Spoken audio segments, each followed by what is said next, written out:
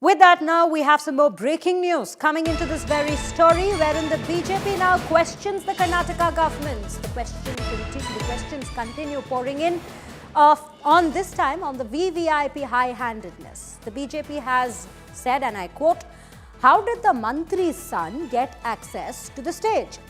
VVIP seat for Netas, killer crush for fans." That is the claim, the allegation that's being made by the BJP. BJP Neta, in fact, further goes ahead to ask blood on, or rather state at this point, that blood is on the Karnataka Neta's hands. What was the politician's son doing at the venue? What made their? How did they gain into it? How did they find their way into it? Look at Zamir Ahmed's son, Rizwan Arshad's son. This shows the Congress was more inclined to take a political mileage, especially DK Sukumar, who happens to run the failed brand Bengaluru, wants to take cheap publicity and political mileage. With that, now we have Nagarjun Dwarkanath joining us back on the bulletin to, in fact, put things into more perspective for us. Nagarjun, very good morning. Thank you for joining us. And, you know, these are questions we've been posing since early morning. In fact, since yesterday itself. Now the BJP seems to have upped their ante against the Congress, and they have come out with questions around certain photos that have now started surfacing. One of them being of particular Congress minister's son, who was also there on the stage.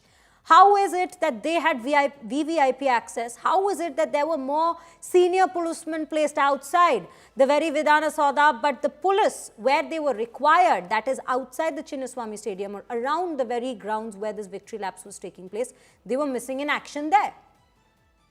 Well, that is true. Good morning. The BJP has now started questioning the priorities of the government. They're saying, forget about the law and order, look at the VVIP high-handedness. The minister's son and children have got access to the stage. They stand behind Virat Kohli, click photos. The minister is himself introducing the son to the players there. Rajat Patidar and Virat Kohli is seen in the photo.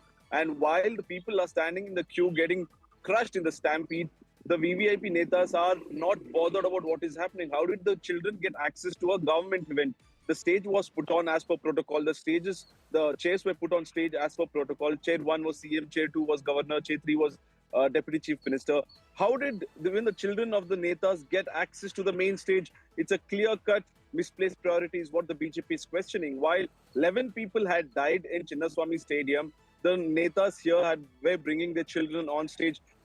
Just to get the chronology right, in fact, when the deaths happened, the players had not even arrived to Vidhan Saudha, which means the system and the government knew what was happening in Chinnaswamy. Still, they went ahead with the event and also getting the children on stage, introducing them to the players and also clicking selfies. The BJP has called it out this VVIP high-handedness of the government and posing serious questions to the government right now.